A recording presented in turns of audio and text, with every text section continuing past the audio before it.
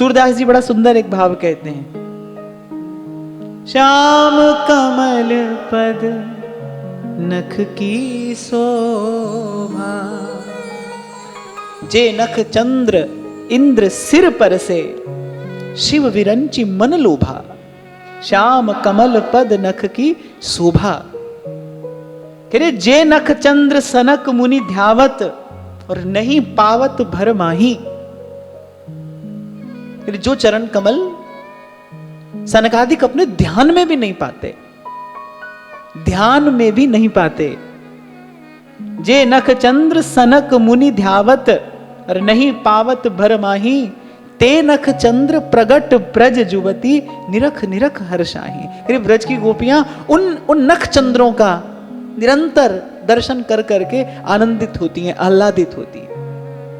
जे नख चंद्र भजन अघ नासत, जिन चरण कमलों का भजन जीव के कोटि कोटि जन्मों की पाप राशि को नष्ट करने में सहसा ही समर्थ है। संत कह रहे पल भर का जिनका भजन, पल भर का जिनका भजन भारे पाप भगाए। कुछ कुछ ऐसे पाप भी हैं, कुछ ऐसे अग भी हैं जो पश्चाताप से नहीं धुलते। कुछ ऐसे पाप भी हैं जिनका मार्जन अपने प्रयास से नहीं हो पाता। करिए ऐसे ऐसे पाप, भारे पाप, करिए पल भर का जिनका भजन भारे पाप भगाए। करिए जे नख चंद्र भजन अघ नासत, रमा हृदय सो परसत।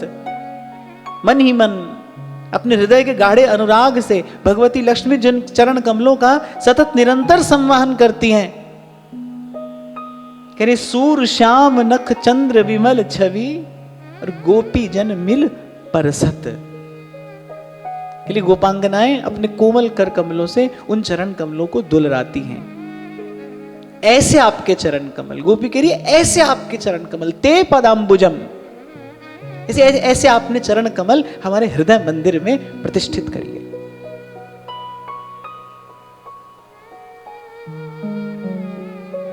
सार सिद्धांत क्या है? यही है कि भाई जन्म जन्म से, अनादिकाल से ये जीव प्रभु से बिछड़ा है। इस भूले भटके जीव को कब ठिकाना मिलता है, कब विश्राम मिलता है? जब ये प्रभु के शीतल शंतम चारों चरणों की छत्र छाया में आ जाता है। वर्षों हो गए आप सब लोगों के संग मिलकर कहते, सुनते, भगवत चर्चा करते, चिंतन करते। अगर कोई पूछे कि भाई सार की बात क्या है, एक बात कोई बता दो, तो बस एक बात यही है कि इस भूले भटके जीव का जो परम विश्राम है वो श्री हरि के चरण कमल हैं। बस किसी भी प्रकार जीवन में उन चरण कमलों की भक्ति आ जाए, किसी भी प्रकार उन चरण कमलों के प्रति ममता का उदय हो जाए। कल विश्राम के समय हमने जिस भाव का चिंतन किया ना, कि ममता हो जाए, प्रभु के चरणों में हमारी ममता हो जाए। ये मेरा है, ये मेरा है, ये कहकर, ये विचार कर, इसी विचार से जीव भ्रम में पड़ा है। अरे बस ये जो ममता है ना, सबके ममता ताग बटोरी, मम पद मनहि बांधि बरडो। ममता प्रभु के चरणों में हो जाए।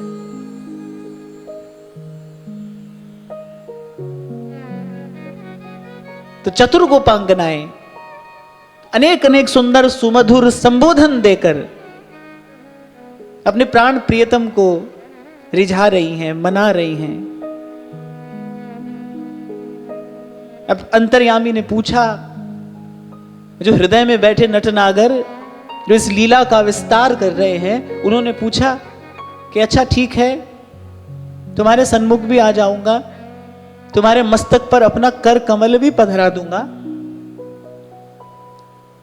स्वीकार करता हूं, तुम्हारी ये प्रार्थना भी स्वीकार करता हूं, तुम्हारे हृदय मंदिर में मैं अपने चरण कमल भी प्रतिष्ठित करा दूंगा। अब इसके अतिरिक्त कुछ और तो नहीं चाहती हो ना। पर प्रेम के देश में संतोष दोष है। रसिकोत्तंस जी का एक बड़ा सुंदर ग्रंथ है प्रेम पत्तनम। उन्होंने एक बड़े सुंदर सुमधुर प्रेम नगर की भावना की है, और कह रहे हैं उस प्रेम नगर में जो संतोष है ना, वो दोष है, दूषण है। यानी प्रेम के देश में संतोष नहीं किया जाता। तो गोपियों को संतोष नहीं हो रहा है। पहले तो केवल इतना ही चाहती थी कि अरे आप ही हमें देख लो, फिर अच्छा हम भी आपको देखें, फिर आपका वो वरद जो कर कमल है वो हमारे मस्तक पर आए। फिर गोपियों ने कहा नहीं, कुछ देर हमारे पास आकर बैठिए, हमारे जो ये नयन भ्रमर हैं ये आपके मुख कमल में उलझ जाना चाहते हैं, हमारे जो नयन चकोर हैं वो आपके मुख चंद्र की सुधा का पान करना चाहते हैं। अब जब गोपियों ने देखा भाई ये तो हमारे अनुकूल हो गए हैं, तो गोपियों ने कहा कि नहीं इतना ही नहीं, अब की बार हमें परम विश्राम चाहिए, और परम विश्राम आपके चरण कमल हैं। जब हृदय मंदिर में आपके चरण कमल प्रतिष्ठित होते हैं तब संस्कृति का नाश होता है। श्रीमद् भागवत में बड़ा सुंदर श्लोक मिलता है जब ब्रह्मा जी भगवान की स्तुति करते हैं ना। ब्रह्मा जी कहते हैं अथापि ते देव पदाम्बुजद्वय प्रसाद लेशानुगृहीत एव हि जानाति तत्त्वं भगवन् महिम्नो न चान्य एकोऽपि चिरं विचिन्वन्। वो ध्यान से सुनना, ये बात कौन कह रहा है। सबसे पहले किसी भी बात का विचार करने से पहले ये देखना चाहिए भाई बात कह कौन रहा है। मैंने उसके वाक्य में कोई सार है भी सही कि नहीं, कोई सत्य है भी सही कि नहीं। कोई अनुभवी व्यक्ति बात कह रहा हो तो उसकी बात पर ध्यान देना चाहिए ना। तो सबसे पहले तो ये देखना चाहिए भाई कौन कह रहा है बात। ब्रह्मा जी कह रहे हैं। जब ब्रह्मा जी स्तुति करते हैं नटनागर की तब कहते हैं अथापि ते देव पदाम्बुजद्वय प्रसाद लेशानुगृहीत एव हि। अरे हे देव, हे प्रभु, हे नाथ, कह जो जन। अब ब्रह्मा जी तो भाई सबके हैं ना, उन्होंने सबको ही बनाया है। ये सारी रचना, सारी सृष्टि ब्रह्मा जी की है। कोई सत्व गुणी है, रजोगुणी है, तमोगुणी है, पर भाई है तो ब्रह्मा जी की सृष्टि में ही ना। अब ब्रह्मा जी कह रहे हैं कौन श्रेष्ठ है, कौन आप तक पहुंचता है, कौन आपको जान पाता है। कह रहे जो अन्वय व्यतिरेक वेद वेदांग का विचार करते रहते हैं, कह रहे उनकी बुद्धि थकित हो जाती है, लेकिन आप तक नहीं पहुंच पाती। वो प्राप्त करते हैं, वो कुछ प्राप्त करते हैं, वो कुछ सिद्धियां प्राप्त कर लेते हैं, वो कुछ निधियां प्राप्त कर लेते हैं, लेकिन आप उनसे छिपे रहते हैं, आप तक वो नहीं पहुंच पाते। और कहते हैं आपके चरण कमलों की लेश मात्र कृपा हो जाए। जैसे गोस्वामी जी कहते हैं ना, तुम कृपाल जा पर अनुकूला ताहि न व्यापे त्रिविध भवसूला। आपके चरण कमलों की अथापि ते देव पदाम्बुजद्वय, आपके चरण कमलों की लेश मात्र कृपा, लेश मात्र अनुग्रह अगर किसी जीव पर हो जाए, यानी बस उन्हीं चरण कमलों की कृपा से, क्योंकि आपके चरण कमलों से प्रेम धारा निस्सृत होती है। राम ही केवल प्रेम प्यारा, प्रेम जीव को आप तक भी ला सकता है, और प्रेम आपको भी विवश कर सकता है कि आप उस पुकारते हुए जीव के निकट जाएं। अंततः आपकी प्राप्ति कराने वाला प्रेम है, और आपके चरणों से उसी प्रेम की धारा अजस्र प्रवाहित होती है। अगर उन चरणों की लेश मात्र कृपा हो जाए तो बस फिर जीव आपको जान लेता है, और जानत तुम्ही होई जाई। आपका जानना क्या है, आपको जानते ही वो आपका हो जाता है, वो आपसा हो जाता है। सोई जाने जी देहु जनाई, और जानत तुम्ही होई जाई। वो आपका हो जाता है, आपसा हो जाता है। जैसे कल विराम के क्षणों में मैंने आपसे निवेदन किया था ना, पहले प्रभु स्वीकार करते हैं, फिर प्रभु अंगीकार करते हैं।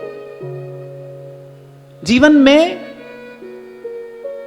सत्संग का प्रकाश हो जाए, आपके जीवन में कोई अनुभूति प्राप्त महापुरुष आ जाए, आपके जीवन में कोई सच्चा संत आ जाए, आपके मन में श्रद्धा का उदय हो जाए, सत्संग के प्रति आपकी निष्ठा बलवती होने लगे, आपकी श्रद्धा उज्जवल होने लगे, समझना प्रभु ने स्वीकार किया। ये भगवत स्वीकृति का ही लक्षण है। नहीं तो अनादिकाल से जीव इसी संस्कृति में पड़ा है और पड़ा रहेगा। मैं बार बार दोहराता हूं ना कबीर जी के शब्द, जब तब साधु तारसी। बोले इस संस्कृति से उद्धार अगर कभी हुआ तो जब तब साधु तारसी, आज हो या कभी हो, और सकल परपंच। यही बात श्री महाप्रभु जी ने भी तो कही, जय श्री हित हरिवंश प्रपंच बंच सब काल व्याल को खायो, यह जिये जान श्याम श्यामा पद कमल संगी सिर नायो। वैसे तो किसी भी युग में किसी भी काल में एक भगवत प्राप्त महापुरुष का मिलना सर्वाधिक कठिन है, क्योंकि दुर्लभ है। और आज तो जिस गति से विकार बढ़ रहा है, भीतर बाहर बढ़ रहा है, दर्शन भी दुर्लभ है। ऐसे किसी प्रभु के निज जन का, प्रभु के कृपा पात्र जन का, किसी भगवदीय का आज तो भाई दर्शन भी दुर्लभ है। हाँ, पर यदि ऐसा हो जाए तो समझना कि प्रभु ने स्वीकार किया है। ये जो आप और मैं नित्य यहां आकर बैठ रहे हैं, कोई साधारण घटना नहीं है। ये रवि जातट, ये वृंदावन, ये रवि जातट, ये सत्संग न पावो रे, ये भगवत स्वीकृति है। प्रभु ने हमें स्वीकार किया है, अपनाया है। और यही सत्संग, यही सच्चर्चा, यही चिंतन एक दिन हमारे अंतःकरण की शुद्धि करा के हमें भगवत सेवा के योग्य भी बना देगा। हम अंगीकार होने के योग्य भी हो जाएंगे। जैसे आपने कोई सुंदर सा आभूषण बनवाया श्री जी को निवेदन करने के लिए, आपने निवेदन किया। अब भाई ये तो श्री जी की इच्छा है ना कि उसको धारण कब करें। तो जिस दिन आपने निवेदन किया आपकी वस्तु स्वीकार हो गई, और जिस दिन श्री जी ने धारण किया उस दिन वस्तु अंगीकार हो गई। बस ऐसे ही जिस दिन जीवन में संत सत्संग आ जाता है, जिस दिन हमारी श्रद्धा, हमारा विश्वास, जिस दिन हमारे चिंतन की धारा प्रभु की ओर प्रवाहित होने लगती है, समझना प्रभु ने स्वीकार कर लिया है, अपना तो लिया है। अब कोई दिन ऐसा आएगा जब प्रभु अंगीकार भी कर लेंगे। पर स्वयं पितामह ये बात कह रहे हैं, कह रहे जो ये सब साधनों का आश्रय है, बोले वो कुछ तो देता है, लेकिन आप तक पहुंचाने में समर्थ नहीं है। आप तक तो केवल वही आता है जिस पर आपके श्री चरण कमलों की कृपा होती है। अथापि ते देव पदाम्बुजद्वय प्रसाद लेशानुगृहीत एव हि। श्लोक मुझे बड़ा प्यारा है। जानाति तत्वं भगवन् महिम्नो। बड़ी बात ब्रह्मा जी कह रहे हैं, कह रहे आपके चरणों की लेश मात्र कृपा हो जाए तो जीव आपको तत्व से जान लेता है, जिसके लिए भगवान श्रीमद् भगवद गीता में कहते हैं, मनुष्याणाम सहस्रेषु कश्चित् दतति सिद्धयः और यततामपि सिद्धानाम कश्चिन् माम वेत्ति तत्त्वतः। कोई होता है लाखों में प्रभु कह रहे कोई होता है जो मुझे तत्व से जानता है। और यहां ब्रह्मा जी कह रहे हैं आपके चरणों की किंचित मात्र कृपा हो जाए, लेश। अथापि तेदेव पदाम्बुज द्वय प्रसाद लेशानुगृहीत एव हि। लेश मात्र कृपा हो जाए, किंचित कण मात्र कृपा हो जाए तो जीव आपको तत्व से जानने के योग्य हो जाता है। बस गोपी कह रही आपके वही चरण कमल, अब हमारा वही ठिकाना है, अब हमारा वही विश्राम है।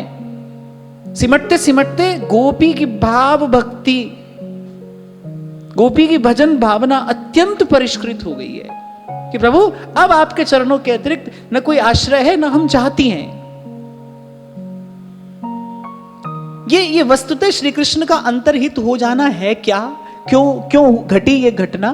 क्योंकि श्री कृष्ण को अपने निज स्वरूप का दान करना है। श्री कृष्ण को गोपियों को रस पिलाना है। श्री कृष्ण कौन है? रस रूप हैं, रसराज हैं, रसिक शेखर हैं। श्री कृष्ण को रस रूप का दान करना है, अपने निज स्वरूप का दान करना है। अपने पुरुषार्थ से गोपियों ने अपने पात्र का निर्माण किया, लेकिन वो जो पात्र बना वो अभी श्री कृष्ण के रस स्वरूप को धारण करने योग्य नहीं था। उसमें किंचित अपेक्षा थी श्री कृष्ण की कृपा की। जैसे गोस्वामी जी एक बड़ी प्यारी बात कहते हैं, बड़ी सुंदर बात गोस्वामी जी कह रहे, राम नाम एक अंक है और सब है अंक शून्य। शून्य माने शून्य। बोले राम नाम एक अंक है और सब है अंक शून्य। बोले अंक बिना कछु हाथ नहीं, अंक रहे 10 गुण। बोले जीव के जितने साधन हैं वो सब शून्य है, 1 शून्य, 2 शून्य, 3 शून्य, 100 शून्य। बोले जो प्रभु की कृपा है वो एक अंक है, एक अंक है। तो गोपियों ने जन्म जन्मांतर साधन किया है, जन्म जन्मांतर एक क्षण की प्रतीक्षा की है, साधन में तो कोई कमी नहीं है। लेकिन यहां प्रभु ये बता रहे हैं, यहां ये घटना ये संकेत करती है, ये सिद्धांत प्रतिष्ठित हो जाता है यहां कि जीव के सब साधन तभी सफल हैं जब भगवत कृपा का संयोग हो, जब प्रभु अनुकूल हो। यही बात मेरे तुलसी बाबा कह रहे हैं, तुम कृपा जहां पे अनुकूला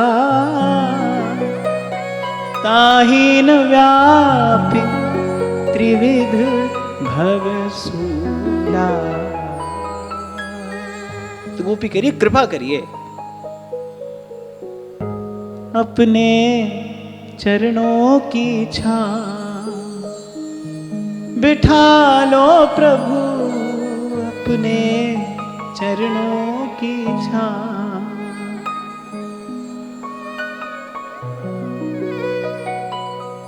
सूरदास जी कहते हैं, जहां की कृपा पंगु गिरी लंघे, रंक चले सिर छत्र धराई, बहिरो सुने मूक पुनि बोले, अंधेरे को सब कुछ दरसाही। सूरदास स्वामी करुणा में बार बार वंदों तिहि पां। कल हमने बड़े प्रेम से यह चर्चा की कि कोई साधन ना बन पड़े, कभी कोई ऐसी स्थिति आ जाए जब मन इतना दुर्बल, इतना रुग्ण हो जाए, कोई साधन ना बन पड़े, कुछ न करिए, बस प्रणाम करिए। प्रभु के सन्मुख होकर श्री कृष्ण के चरणों की ओर दृष्टि करते हुए बस केवल प्रणाम निवेदन करिए। ऐसे श्री भगवान बारंबार प्रणाम है, बारंबार प्रणाम है। बड़ा अद्भुत रहस्य गोपी उद्घाटित कर रही है एक प्रकार से। प्रणत देहि नाम पाप कर्षणम, जो आपको प्रणाम करता है खींच लेते हैं आप उसकी सब पाप राशि। और जीवन में जितना दुख, जितनी बेचैनी, जितना संताप है वो पाप के ही कारण तो है। भजन में बैठे साधन करने का प्रयास कर रहे हैं, लेकिन मन साथ नहीं दे रहा है। मन में जो क्षोभ है, जिसको आप मन की चंचलता कहते हो, जो मन में क्षोभ है, जो मन में व्याकुलता, बेचैनी है, उसका कारण क्या है? अरे पिछला पाप है, पिछले पाप थे। हरि चर्चा न सुहात, मन को भगवान अच्छे नहीं लगते, मन को भगवान मीठे नहीं लगते, मन को प्रभु का नाम अच्छा नहीं लग रहा। सिनेमा देखने जाता है व्यक्ति, 4-6 घंटे लगा देता है, उसको खबर भी नहीं पड़ती। 10 मिनट कमर सीधी करके नासिकाग्र पर दृष्टि जमा कर कोई कहे भगवान नाम जपो, प्रभु के चरणों का ध्यान करो, भारी पड़ जाएगा। जबकि वहां जाने से क्या हो रहा है? समय की हानि है, समय की हानि है, शक्ति की हानि है, धन की हानि है, और सबसे बड़ी हानि क्या है कि वो सब देखकर व्यक्ति अपने साथ विकार लेकर आता है। हानि तो है, तन की हानि, मन की हानि, धन की हानि, श्रद्धा की हानि, विश्वास की हानि, सब प्रकार से हानि है। लेकिन देखो कैसे मन लगता है वहां पर। कितना रचा बसा है मन वहां, उस भाव में, उस क्रिया में कितना रचा बसा है मन, घंटों बीत जाए पता ही नहीं चलता, और कभी उससे तृप्ति नहीं होती। इसका कारण क्या है? प्रभु का नाम मीठा नहीं लगता, प्रभु प्यारे नहीं लगते। तो गोस्वामी जी सीधे शब्दों में कह देते हैं, तुलसी पिछले पाप थे, हरि चर्चा न सुहा। और भाई कर्म का मल, एक कर्म का मल दूसरा कर्म करने से थोड़ी छूटेगा। कर्म का मैल धोने के लिए तो कृपा का जल चाहिए। कृपा जल दे नानक सारंग को, होए जाते तेरे नाम वासा, मोहे आही प्यासा। देखो बड़ी सुंदर बात है, इसका विचार करो। गुरु साहिब क्या कह रहे हैं? कृपा जल दे नानक सारंग को, होए जाते तेरे नाम वासा। जिससे मेरा सुमिरन सहज हो, सुमिरन सतत हो। ये जो मन दौड़ दौड़ कर जाता है, मेरे पूर्व का पाप मन का क्षोभ बनकर, मन का विकार बनकर सामने आता है, और ये मेरे मन के पाप कैसे कटे, कैसे कैसे मिटे? कृपा जल दे। बड़ी सुंदर बात गुरुवाणी कहती है, कि लेखे कतई न छुट्टी है, खिण खिण पुल्लणहार, बख्शण हारा बख्श दे, नानक पार उतार। ध्यान रखना, कर्म का जो मल है वो दूसरा कर्म करने से नहीं छूटेगा। ताले से ताला नहीं खुलता, चाबी से ताला खुलता है। अनेक अनेक प्रकार के पश्चाताप लिखे हैं ना शास्त्रों में। ये अपराध हुआ हो तो ये पश्चाताप कर लीजिए। अब पश्चाताप करते करते एक और अपराध हो जाता है। इसी को कहते हैं कर्म का दुष्चक्र। इसीलिए तो मैं सदा आपसे कहता हूं, व्यासपीठ का यह पवित्र कर्तव्य है कि प्राणी मात्र को केवल और सीधे सीधे भगवान नाम से जोड़े। हरि को नाम सदा सुखदाई। यहां से आपको हरिनाम रूपी मार्ग देकर, और बस आपको एक ही लक्ष्य दिखाया जाए, श्री जी के चरणों का सुमिरन करके, नैनन नीर बहाए। बाकी सब चर्चा वार्ता व्यर्थ है भाई। श्री महाप्रभु कह रहे हैं ना, अलम विषय वार्ता। बोले संसार की तो बात ही मत करो। महाप्रभु आदेश कर रहे हैं, यह आचार्य का आदेश है, कह रहे अलम विषय वार्ता। बोले संसार की किसी विषय वस्तु की तो वार्ता ही मत करो, तो बात ही मत करो। नरक कोटि विभत्सया। कह रहे वृथा श्रुति कथाश्रमो।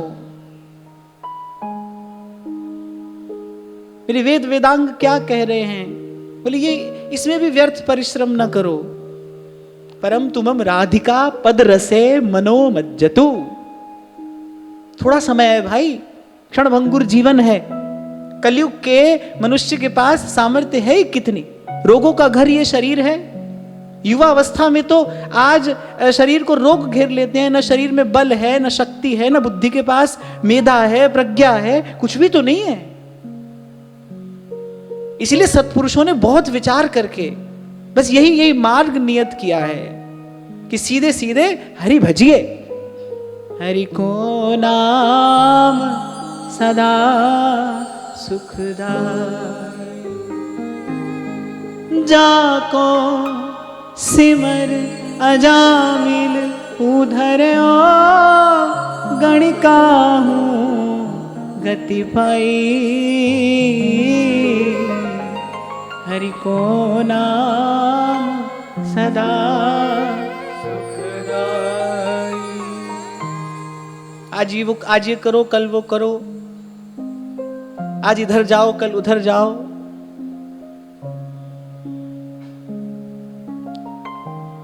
बड़ी फटकार लगाई है सेवक जी महाराज ने। अन्न देव देवी सकल और चलत पुंजी सी खोई। चलत पुंजी सी खोई, रोई झक द्यौस गमावत।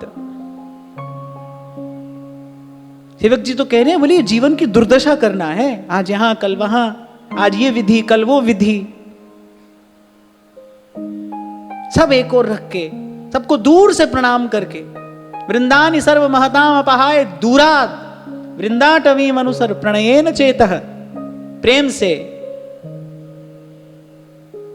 भाव से, श्री राधे गोविंदा ओ मन भजले हरि का प्यारा नाम, गोपाला हरि का प्यारा नाम है, नंदलाला हरि का प्यारा नाम है। तो गोपी गिरी प्यारे उन चरण कमलों को अब हमारे हृदय मंदिर में प्रतिष्ठित कर दीजिए। अब ये पुनः आपसे वियोग ना हो। अब एक निमेष के लिए भी ये जो आपसे दूरी है ये हमें सही नहीं है। आगे कहती है गोपी, मधुरया गिरा वल्गुवाक्यया बुध मनोज्ञया पुष्करे क्षण। लाल जी ने पूछा क्या इससे अधिक कुछ और तो नहीं चाहती हो? गोपी ने कहा नहीं चाहती हैं, चाहती हैं। मन की एक इच्छा और भी है, कह रही मधुरया गिरा वल्गु वाक्यया बुध मनोज्ञया पुष्करे क्षण विधि करीरिमा वीर मुयतीरधर सीधुना प्यायस्वर। अरे आइए आइए हमसे प्रेम की दो बात तो करिए। ये जो हमारे कर्णपुट हैं ये आपकी वाणी के उस अमृत का पान करना चाहते हैं। आइए हमसे प्रेम की दो बात तो करिए।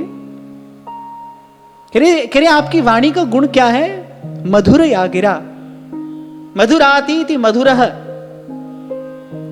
मधु का अर्थ होता है शहद भी और मधु का अर्थ होता है अमृत भी, जिससे अमृत झरता है। मधुरातीति मधुरः, जो अमृत का दान करती है आपकी वैसी वाणी। मधुरया गिरा। और पीछे से एक गोपी मंद से स्वर में बोल उठी, और जिन मीठी मीठी बातों से आप सारी सृष्टि को ठगते फिरते हैं, वो जो आपकी मीठी मीठी बातें हैं ना, अरे किसी को भी ठग लेती हैं, वो किसी को भी छल लेती हैं। आपकी वाणी में ऐसा सामर्थ्य है। इसीलिए तो आप मोहन हैं, जो मोह लेते हैं। इसीलिए तो आप कृष्ण हैं, जो आकर्षित कर लेते हैं, खींच लेते हैं अपनी ओर। क्यों श्री कृष्ण पूर्ण अवतार हैं? क्योंकि कृपा का जो पूर्ण प्रफुल्लित स्वरूप है, कृपा का पूर्ण प्रकाश यहां पर हुआ है। जीव प्रयास करे न करे, पर श्री कृष्ण अपनी ओर खींच लेते हैं।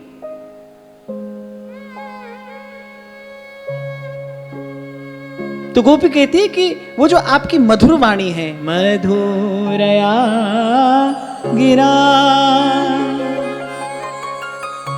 अब जैसे मैंने कहा ना, गोपी स्तुति भी कर रही है, उलाहना भी दे रही है कि आपकी वाणी जीवन देती भी है, और आपकी वाणी प्राण भी हर लेती है। ठाकुर जी ने कहा कैसे हर लिए हमने तुम्हारे प्राण? बोले जब हम आई थी कितने मीठे शब्दों में आपने हमारा स्वागत किया था। स्वागतम वो महाभागा प्रियम किम करवाणि वह। जब हम आई थी तो आपने अपने स्थान से उठकर हम सबको सौभाग्यशालिनी बताते हुए हमारा स्वागत किया था। भगवान वेदव्यास कहते हैं स्वागतम वो महाभागा प्रियम किम करमाणि वह। और केवल स्वागत ही नहीं किया था, यह भी कहा था कि बताओ तुम्हारा क्या प्रिय कार्य करूं, क्या करूं ऐसा जिससे तुम प्रसन्न हो, जिससे तुमको सुख मिले। अरे आपके वो अमृत समान मधुर वचन उतर गए थे हमारे रोम रोम में। हमारा रोम रोम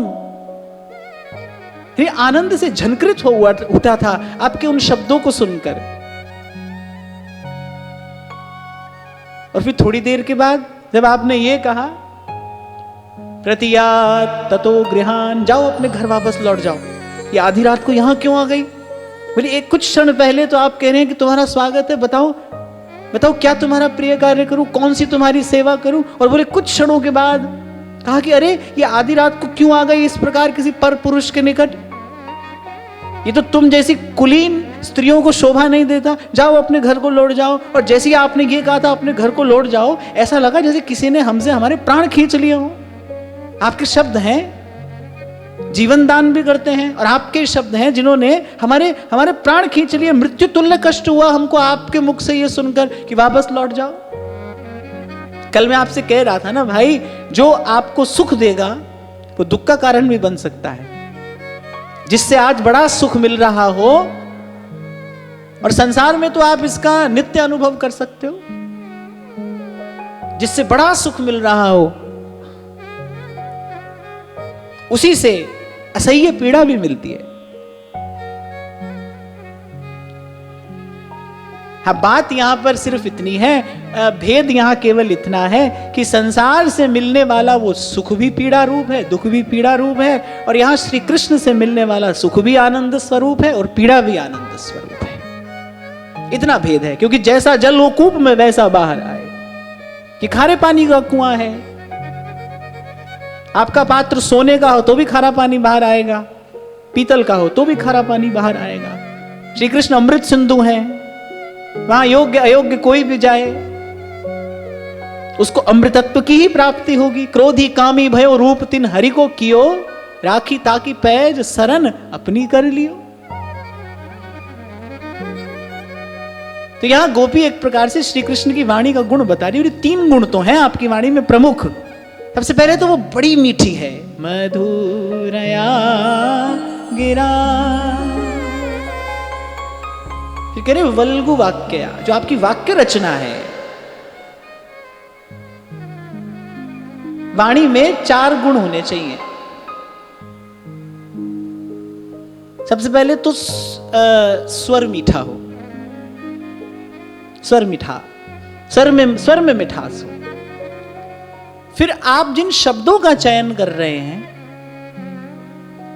वो शब्द सुंदर होने चाहिए। उन शब्दों में श्रुति कटुत्व ना हो। श्रुति कटुत्व माने जो सुनने में कड़वे हों, सुनने में कड़वे। इसलिए शास्त्र कहता सत्यम ब्रूयात पर प्रियम ब्रूयात। फिर सच बोलिए लेकिन अच्छा लगने वाला सच बोलिए।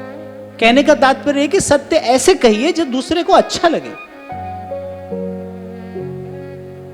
बहुत लोग मैं देखता हूं संसार में, वो कह रहे हैं हम तो सीधी बात करते हैं, भले कड़वी लगे, हम तो सीधी बात करते हैं। पर मैंने ऐसे लोगों को देखा है कि वो कड़वी बात केवल कहने के समय उपस्थित होते हैं। अगर उनको कड़वी बात सुननी पड़ जाए फिर उनको सही नहीं होता। तो कोई अच्छी बात नहीं है कि हम तो सीधी बात कहते हैं, कड़वी बात कहते हैं। ना ना, वो कह रहे सत्यम ब्रूयात पर प्रियम ब्रूयात। एक बात मैं आपको बताऊं, बात करनी नहीं आती है सबको। बात करना ये बहुत बड़ी कला है, इसको वाक चातुरी कहते हैं। सबको नहीं आती बात करनी। कुछ लोगों का लक्ष्य भले अनुचित ना हो, लेकिन उनके शब्द इतने कठोर होते हैं कि कोई उनकी बात सुनना नहीं चाहता है, कोई भी उनकी बात नहीं सुनना चाहता है। बाबा बुल्ले शाह एक बात कहते हैं, वो कहते हैं कि मंदा बोल कदी मुंहों कड्डिए ना, मंदा बोल कदी मुंहों कड्डिए ना, मंदा बोल सजना तिखा तीर हुंदा, चंगे बोल दा बोलिया शान उच्चा, ते चंगे बोल दा चंगा अखीर हुंदा। आपके शब्द सुंदर हो। मुझे बहुत बरस पहले बनारस में एक वृद्ध संत ने ये बड़ी मूल्यवान शिक्षा दी थी कि उन्होंने कहा था कि जब यहां बैठो तो समझना कि अब मैं शब्द से भगवान की आराधना करूंगा। जब हम प्रभु को निवेदन करने के लिए कोई फूल फल लाते हैं तो हम देखते हैं ना, पूरा खिला हुआ फूल हो, पका हुआ फल हो, सुंदर फूल और फल प्रभु को निवेदन किए जाते हैं। कह रहे तुम ऐसे स्थान पर बैठे हो जहां शब्द से भगवान की आराधना की जाएगी, तो प्रयास करना तुम्हारा शब्द सुंदर हो। तो बात भीतर बैठ गई। तब से मैं प्रयास करता हूं कि बहुत हल्के शब्द का प्रयोग यहां से न किया जाए। बहुत हल्के शब्द का प्रयोग ना किया जाए। मुझे याद है एक बार श्रद्धेय श्री विनोद अग्रवाल जी ने मुझसे ये बात कही थी। बोले आपकी तो हिंदी भी संस्कृत के आसपास लगती है कहीं जाकर, तो बोले अपनी भाषा थोड़ी सरल कर लीजिए। तो मैंने कहा देखो दो रास्ते हैं, या तो मैं अपनी भाषा सरल कर लूं या मेरे श्रोता मेरे शब्दों को समझने में निपुण हो जाएं। तो मैं अपनी भाषा सरल करने की बजाय ये चाहूंगा कि मेरे श्रोता इतने निपुण हो जाएं कि इन शब्दों के सौंदर्य को ग्रहण कर सके, इनके रस को ग्रहण कर सके। क्योंकि भाई मुझे शब्द से आराधना करनी है प्रभु की, शब्दकोश से सुंदर शब्द लाकर यहां से निवेदन किया जाए। और एक और बात, शब्द की अपनी एक शक्ति, शब्द की अपनी एक ऊर्जा होती है। शब्द आपके भीतर पवित्रता का संचार भी कर सकता है, शब्द आपके भीतर विकार भी ला सकता है। तो सबसे पहले तो स्वर मीठा हो, फिर शब्द सुंदर हो, फिर जो वाक्य रचना हो वो भी बड़ी बड़ी सुष्ठु होनी चाहिए। शास्त्र कहता है सत्यम हितम मितम ब्रूयात। सबसे पहले सच बोलिए, फिर कह रहे हितम ब्रूयात, आपका वाक्य आपका वचन हितकारी हो। और फिर तीसरी बात कहती है मितम ब्रूयात। मितम माने जितनी आवश्यकता हो उससे भी थोड़ा सा कम।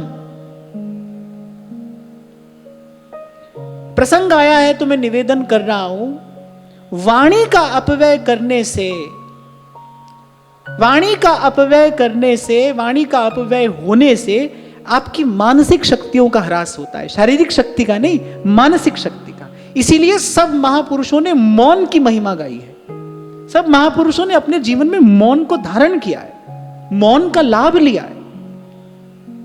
अपरिमित लाभ है मौन के। अब आप देखना कि आपके जीवन में कहीं ये वाणी का अपव्यय तो नहीं हो रहा। अगर मैं सरल शब्दों में कहूं ना, तो कभी कभी हम मन से बहुत थक जाते हैं, हम अपने आप को मन से थका महसूस करते हैं। और सरल शब्दों में कहूं तो वी फील ड्रेन्ड, मन से बहुत थक जाते हैं हम, मन बड़ा थका है। क्यों? अवश्य आपकी मानसिक शक्ति का ह्रास हुआ है, अर्थात आपके जीवन शैली रूपी पात्र में कोई छिद्र है जहां से आपकी मानसिक शक्ति जो है बह रही है। नहीं तो एक साधक के जीवन में, साधक की वाणी में तो ओज और तेज, गांभीर्य, माधुर्य सब रहना चाहिए ना, पर दिखाई नहीं पड़ता। क्यों? क्योंकि कई बार हम वृथा ही बोलते हैं। जो वृथा बोलेगा, बोलना ही उसकी व्यथा बन जाएगा। ये अनुभवी महापुरुषों के जीवन का अनुभव है कि वाणी का अपव्यय करने से आपकी मानसिक शक्ति का ह्रास होता है। इसलिए कह रहे सबसे पहले तो सत्यम ब्रूयात, फिर कह रहे हितम ब्रूयात, और फिर अंत में कह रहे मितम ब्रूयात। मित भाषी, मित कहते सीमित, जितनी आवश्यकता उतना। आदत होती है, अब अभ्यास हो जाता है व्यर्थ की बक बक बक बक बक बक करने का। बोलते ही रहते हैं। कोई काम नहीं है तो लगाया फोन, 1 घंटा बतिया रहे हैं किसी के साथ, यहां की बात वहां की बात, बेकार की बात। मैं आपको सुनाता था ना कि बचपन में हमने तो देखा है, सर्दी के दिन आते थे तो पूरे मोहल्ले की माताएं बैठ जाती थी अपने अपने घर से बाहर आकर, सुबह से लेकर शाम तक सारे शहर की निंदा कर ली। सारे शहर की निंदा करके शाम को क्या कह के उठनी है? अरे मरण दे, अपन के लेना है।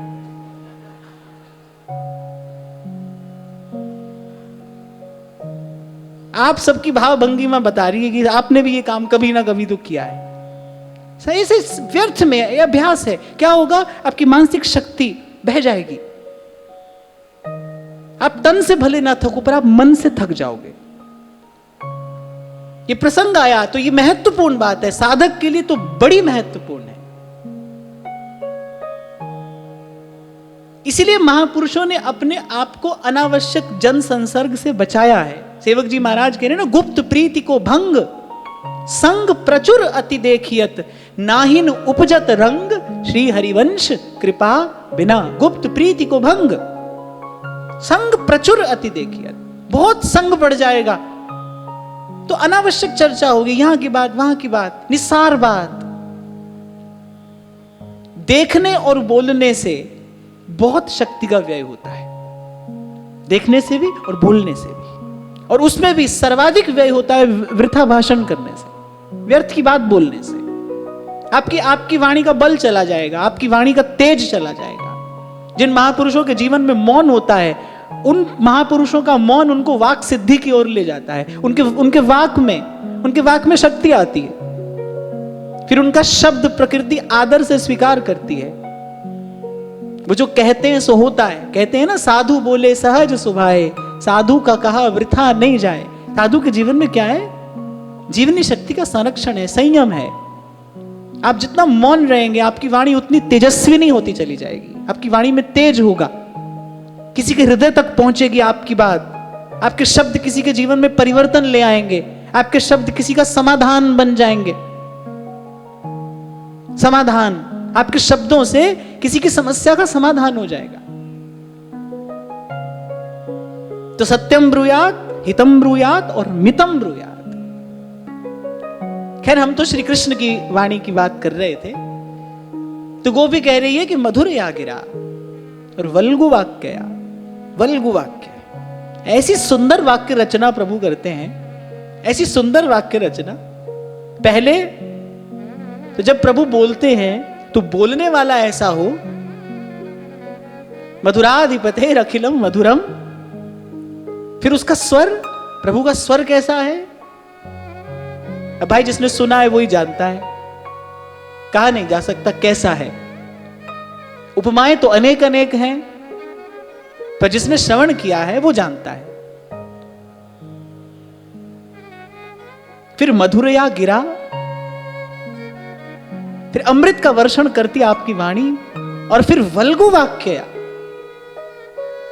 बड़ी अद्भुत आपकी वाक्य रचना। शास्त्र कहता है जो आपका वाक्य हो, उसमें कुछ गुण अपेक्षित हैं, उसमें आकांक्षा हो, उसमें आसक्ति हो, उसमें योग्यता हो।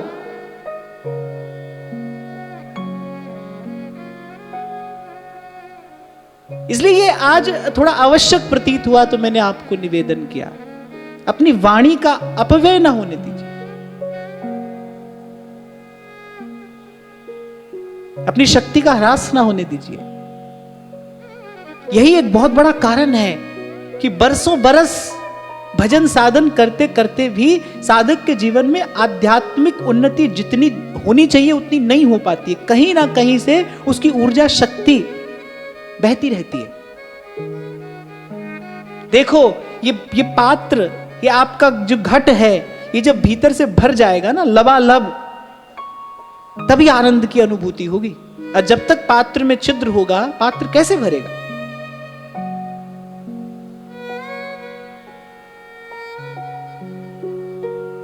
और फिर गोपी कह रही है, एक और गुण है, मधुरया गिरा वल्गु वाक्यया बुध मनोज्ञया। बुध मनोज्ञया माने बुद्ध जनों को आनंद देने वाली, उनके मनोमोद का कारण आपकी वाणी है। बुद्ध जन जो हैं, अब प्रभु जो कहते हैं उनकी बात का मर्म समझना सबके वश की बात नहीं होती। प्रभु की बात का मर्म तो प्रभु के जन ही जानते हैं। प्रभु जो कहते हैं उनकी बात का मर्म तो उनके निज जन जानते हैं। बुद्ध मनोज्ञया।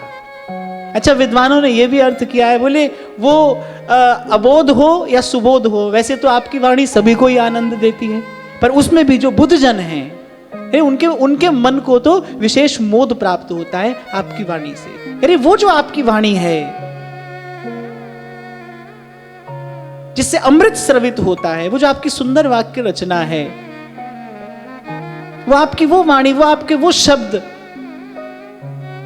जिसमें सार का सार समाया है, फिर उस वाणी से किंचित हमसे भी आकर दो प्रेम की बात करिए।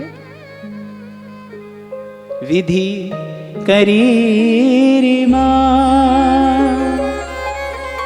वीर मुयती रधर सीधुना प्यायस्वना।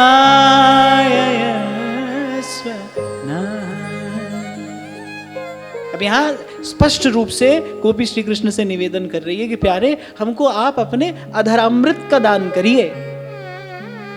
अब अधरामृत क्या है? अब अनेक भावुकों ने, विद्वानों ने यथामति इसका विचार किया है और आनंद प्राप्त किया है। देखो भगवत लीला है और संत जन कहते हैं कि जैसे मिश्री की डली है, भाई अब कहीं से भी चखो, है तो मीठी ही, है तो भगवत लीला। कोई ज्ञान की दृष्टि से विचार करे तो उसके हृदय को एक अलग आनंद मिलता है, भाव की दृष्टि से देखो तो अलग आनंद है, भक्ति की दृष्टि से देखो तो अलग आनंद है। अब जब अधरामृत कहा है तो जैसे कोई वेदांती है वो कहता है अधरे वेदांते सीधु सीधु रूपम ब्रह्म ज्ञानम। बड़े अधरामृत का अर्थ है ब्रह्म ज्ञान। अधर वेदांत को भी कहते हैं अधरे वेदांते सीधु सीधु रूपम ब्रह्म ज्ञानम। पर भाई हम तो गोपियों के पीछे चलेंगे, हम तो ये देखेंगे कि गोपी क्या कहती है। तो कह रहे अधरामृत, धरा अर्थात धरा किसे कहते हैं? पृथ्वी को। तो कह रहे हमें वो अमृत नहीं चाहिए जो इस लोक पे उपलब्ध है। वो जो अमृत देवताओं ने पिया उसकी कुछ बूंदें गिर गई थी ना पृथ्वी पर, छीना झपटी करते हुए कुछ बूंदें गिर गई थी, तो वो अमृत यहां पर भी उपलब्ध है। तो गोपी कह रही है हमें धरामृत नहीं चाहिए, हमें वो अमृत नहीं चाहिए जो यहां इस धराधाम में उपलब्ध है। हमको तो अधर अमृत चाहिए, माने हमें किसी लौकिक अमृत की कामना नहीं है, हमको तो अलौकिक अमृत की कामना है। अधरामृत माने अलौकिक अमृत, वो अमृत जो यहां इस धराधाम पर उपलब्ध ना हो। वो जो समुद्र मंथन से जो अमृत निकला उसकी तो कुछ बूंदें गिर गई यहां, वो अमृत कण तो यहां पर उपलब्ध है। पर गोपी कह रही ना उस अमृत की हमें कोई कामना नहीं है, हमें तो अलौकिक अमृत की कामना है। और वो अलौकिक अमृत क्या है? नधरम मधुरम का असितम मधुरम।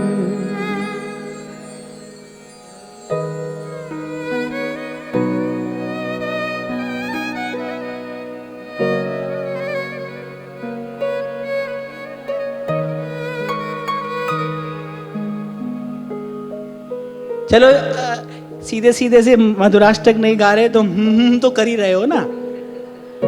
ये भी मधुर है, ये भी मधुर है। और फिर एक अधरामृत का अर्थ और भावुक जन विचारते हैं। अधर पर कौन विराजमान है? वंशी। इसलिए जब मधुराष्टक की चर्चा की थी मैंने आपसे कहा था श्रीमद् वल्लभाचार्य महाप्रभु सर्वप्रथम अधर का स्मरण क्यों करते हैं? श्री चरणों को प्रणाम करना चाहिए, कृपा दृष्टि को प्रणाम करना चाहिए। पर वल्लभाचार्य महाप्रभु मधुराष्टक का आरंभ करते कहां से? अधरम मधुरम वदनम मधुरम। मुख भी बाद में कहते हैं, पहले अधर, अधरम मधुरम। क्यों? क्योंकि जो समस्त माधुर्य की अधिष्ठात्री है वंशी, जिसके कारण श्री कृष्ण मधुर हैं। वंशी के कारण श्री कृष्ण मधुर हैं। वंशी तत्प्रेम रूपिका। नित्य निकुंज की लीला में वंशी ही तो है जो नित्य सहचरी है, जो अखंड सहचरी है। जब ललिता विशाखा प्रभृति सखियां भी निकुंज महल से बाहर आ जाती हैं, वंशी उस समय भी लीला का दर्शन करती है, उस समय भी केली रस का पान करती है। समस्त माधुर्य की अधिष्ठात्री वंशी है। तो अधरम मधुरम कहकर वल्लभाचार्य महाप्रभु माधुर्य के स्रोत को नमन करते हैं। अधर पर वंशी विराजमान है, वंशी गुरु रूपी है। ये जो गोपांगनाएं दौड़कर आई हैं, कौन सा मंत्र मिला है गोपांगनाओं को? श्री कृष्ण ने वेणुनाद किया, कान में वेणु का रव पड़ा है, वही दीक्षा का मंत्र है जिसको सुनकर गोपियां आई हैं। किसी ने एक बार प्रश्न किया था कि गोपियों की दीक्षा किससे हुई? बिना गुरु दीक्षा के कैसे मिले भगवान? भगवान से मिलने से ठीक पहले गोपियों की दीक्षा संपन्न हुई है। श्री कृष्ण ने वेणुनाद किया, योग मायाम उपाश्रितः। ये भगवान वेद व्यास का स्पष्ट संकेत है। वंशी के आश्रित होकर श्री कृष्ण ये लीला कर रहे हैं। वेणुनाद किया, उस वेणु का जो स्वर, जो कामबीज श्री कृष्ण ने बजाया, वो गोपियों के कान में पड़ा। उस मंत्र से दीक्षित होकर, उस भाव से भावित होकर, उस संस्कार से सुसंस्कृत होकर फिर गोपी श्री कृष्ण के निकट पहुंची है। इसीलिए श्रीमद् वल्लभाचार्य महाप्रभु प्रथम प्रणाम, प्रथम मधुर स्मरण मधुराधिपति का करते हुए अधरम मधुरम वदनम मधुरम नयनम मधुरम हसितम मधुरम। अधरम मधुरम, अधर पर वंशी है, और वो जो वेणु का नाद है वो अधर का अमृत है, वो अधरामृत है। अधरम अवरम उत्तमम अमृतम अधरामृतम। गोपी कह रही किसी लौकिक अमृत की हमें कामना नहीं है। यहां गोपी एक और संकेत कर रही है कि इस शब्द का श्रवण करके कोई अबोध व्यक्ति अपने मन को विकृत ना कर बैठे। अधरामृत शब्द का श्रवण करके कोई अबोध व्यक्ति अर्थ का अनर्थ ना कर बैठे। इसलिए गोपी स्पष्ट करती है कि हे प्यारे, हमें किसी लौकिक अमृत की कामना नहीं है, हम किसी लौकिक कामना से वशीभूत होकर आपके निकट नहीं आई हैं। हमको तो उस अलौकिक अमृत की इच्छा है, जहां ही लहे कछु लैन की चाहना ही में हो। हम वो अमृत चाहती है। यल्लब्धवापमांग अमृतो भवति सिद्धो भवति तृप्तो भवति यत् प्राप्य न किंचित वांछति न शोचति न द्वेष्टि न रमते नोत्साही भवति। जो तृप्त कर देता है वो अमृत। अमृत पीकर भी देवताओं को कहां तृप्ति होती है? वो अमृत जो समुद्र मंथन से प्रकट हुआ, उस अमृत को पीकर भी देवताओं को कहां तृप्ति होती है? वो विषय भोग में लगे ही तो रहते। और ध्यान रखना, जिसके जीवन में विषय का भोग है, जिसके जीवन में काम है, उसके जीवन में क्रोध भी होगा, लोभ भी होगा, मद भी होगा, अहंकार भी होगा, ईर्ष्या भी होगी, राग भी होगा, द्वेष भी होगा, सकल दुर्गुण होंगे, सकल दुर्गुण। श्रीमद् भगवद गीता में भगवान कहते हैं, बड़ा मूल्यवान ये सूत्र है, कह रहे विषय के चिंतन से काम जगता है, काम से क्रोध, और फिर इस प्रकार दुर्गुणों की इस श्रृंखला में, इस बंधन में जीव बंधता चला जाता है। विषय के चिंतन से काम उत्पन्न होता है। इसलिए पूर्व भी कभी मैंने आपको निवेदन किया था कि विषय के सेवन से भी भयावह विषय का चिंतन है। विषय का चिंतन तो रोम रोम में विष घोल देता है। चिंतन,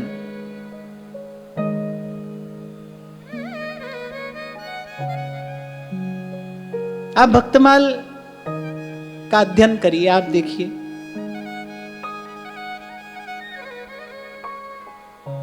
बहुत अधिक संख्या में आपको वहां गृहस्थ भक्तों का दर्शन होगा। गृहस्थ है, पर गृहस्थ होते हुए भी चिंतन शुद्ध है।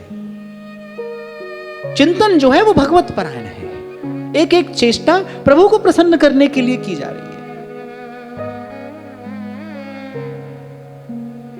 तुलसी बाबा बड़े स्पष्ट शब्दों में कहते हैं, कह रहे तन के लगे न काज, मन जो लगे तो हरि मिले, तन के लगे न काज। तभी बार बार मैं आपसे कहता हूं भाई, बाहर के धरातल पर कोई बहुत अधिक दौड़ भाग, कोई बहुत अधिक खींचातानी, बहुत अधिक परिवर्तन करने की आवश्यकता नहीं है। हरि नाम रटिए, संतों का संग जीवन में रहे, हमारा चिंतन शुद्ध हो, हमारे मन की गति प्रभु की ओर हो। अनेक बार मैंने आपसे कहा आप क्या पहनते हो, कहां से आते हो, कहां जाते हो, इस बात से अर्थ नहीं है। आप चाहते क्या हो, मन को चाह किसकी है, मन को इच्छा किसकी है। चिंतन शुद्ध हो, विषय का चिंतन भयावह है। विषय का चिंतन ना हो, देखना आपका मन इतना ना बिगड़ जाए कि वो विषय का चिंतन करने लगे।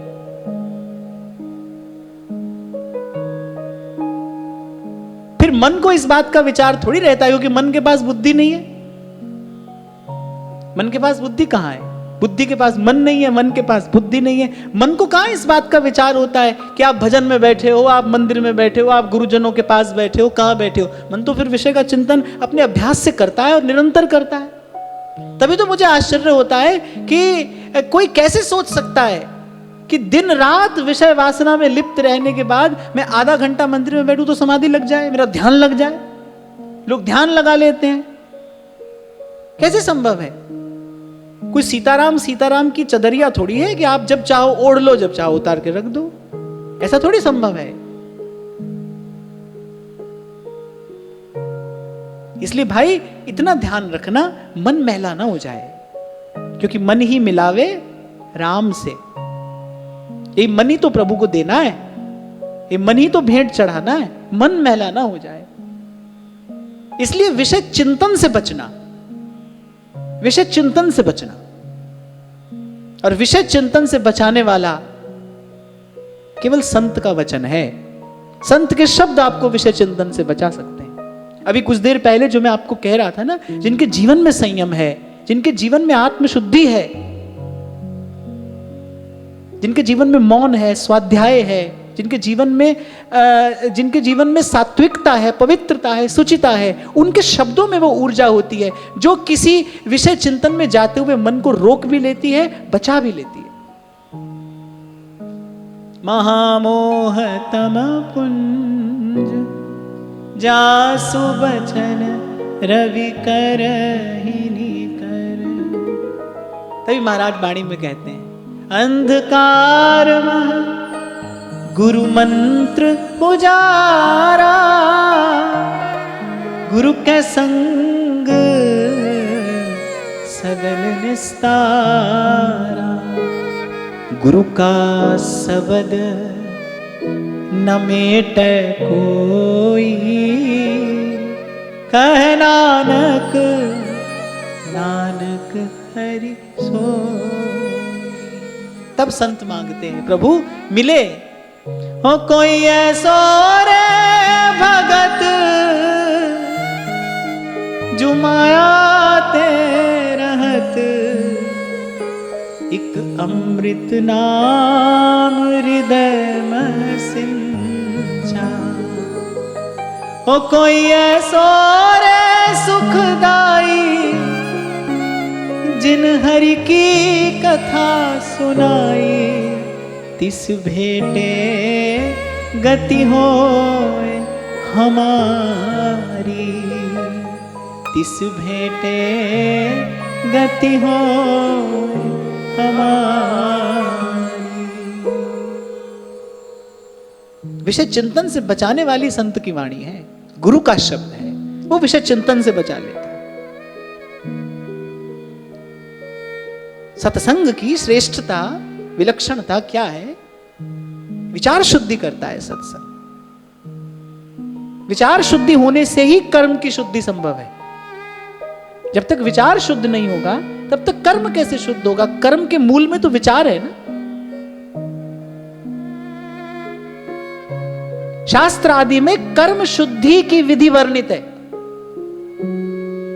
कि भाई आपसे एक गलत काम हो गया तो कोई दूसरा कर्म शास्त्र ऐसा बता देगा कि भाई वो एक काम ठीक हो जाए, लेकिन उससे रोग का निवारण तो नहीं हुआ ना।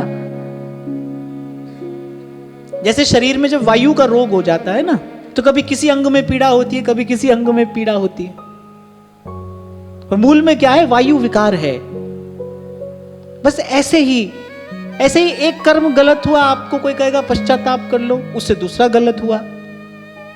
पर सत्संग जो है, संत का वचन जो है, गुरु का शब्द जो है, वो विचार शुद्धि कराता है, चिंतन शुद्ध करता है, वो आपके मूल को शुद्ध करेगा।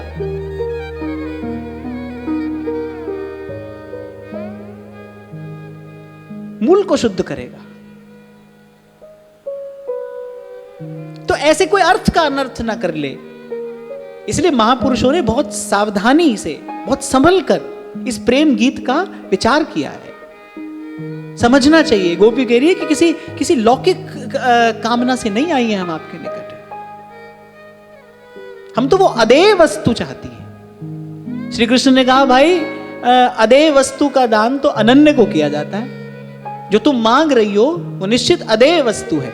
अदेय माने जो दी जाने योग्य न हो। देखो जीव का कल्याण तो भगवत चरणारविंद में पहुंचकर भी हो जाता है ना। ठाकुर जी कहे भाई कल्याण ही तो कराना है, दुख मुक्ति ही तो चाहती हो, लाओ दुख मुक्ति तुम्हारी दृष्टि मात्र से हो जाएगी। पर तुम जो वस्तु मांग रही हो वो तो अदेय वस्तु है, माने वो किसी को दी जाने योग्य वस्तु नहीं है। और श्री ठाकुर जी कह रहे हैं भाई अदेय वस्तु अनन्य को दी जाती है, अनन्य को। सब गोपियां एक स्वर में कह उठी, कह बोले प्यारे फिर इस परीक्षा में तो हम पूर्ण रूपेण खरी उतरती हैं। श्याम तन श्याम धन श्याम ही हमारो मन, आठों जाम ऊधो हमें श्याम ही सुकाम। श्याम गति श्याम मति श्याम ही है प्राणपति, आधे की सिला करी आधार श्याम नाम। अरे हमारे मन में, हमारे वचन में, हमारे कर्म में, हमारी एक एक चेष्टा में, हमारी एक एक वृत्ति में ढूंढिए, आप ढूंढिए। आप तो समर्थ हैं, गोपी ने कहा वीर हैं, समर्थ हैं, ढूंढिए हम में आपके अतिरिक्त कुछ और है। दर्शन ते सुख बिन दर्शन दुख, हरि मेरो मनवा आवे। तुम देखे मेरो सूरज उगे, तुम बिछड़े छिप जा। सूरदास करें हरि तुम ही आंधे की लकड़िया। जैसे अंधे को केवल लकड़ी का ही सहारा होता है ना, उस केवल वही सूझती है। जैसे आंधे की सी लाकड़ी, आधार श्याम नाम है। गोपियों ने कहा बहुत अच्छा किया जो आपने ये बात कह दी कि अदेय वस्तु है, अदेय का दान अनन्य को किया जाता है। अब आप अपने वचन से पलटिएगा नहीं, अब इस कसौटी पर हमें कसिए, अब ले लीजिए हमारी परीक्षा, ढूंढिए। आप तो अंतर्यामी हैं, घट घटवासी हैं, ढूंढिए हमारे भीतर आपके अतिरिक्त कुछ और है। यहां रोम रोम श्याम है, श्याम है, श्याम है। गोपी कह रही है कि जागृति में भी हमारा जीवन केवल आपके दर्शन से ही है। और यदि किंचित निद्रा देवी सुला ले हमें अपनी गोद में, तो भी रात शाम सपने में देखे, भरी आए नैन ढुरक गयो कजरा, शाम बिना उमगे बदरा। रात शाम सपने में देखे, भरी आए नैन ढुरक गयो कजरा, श्याम बिना उमगे बदरा। देखो गोपी की भजन भावना कितनी प्रबल है। देखो हम जगते जगते तो हम खूब प्रयास से अपने मन को संभाले रहे, भजन करते रहे, पर निद्रा में तो हमारा कोई वश नहीं है। निद्रा में मन कहां चला जाए, उस पर तो हमारा कोई वश नहीं है।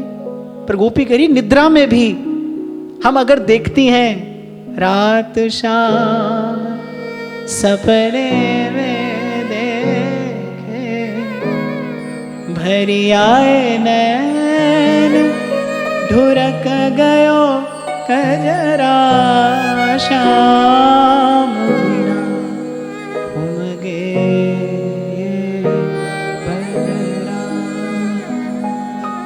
तो प्यारे, हम इस अदेय वस्तु का दान प्राप्त करने की पात्र हैं। तो आज की वार्ता यहीं श्री जी के चरणों में निवेदन करते हैं। महाराज श्री के चरणों में प्रणाम। आप सबके हृदय स्थित प्रभु को, भाव प्रभु को नमन।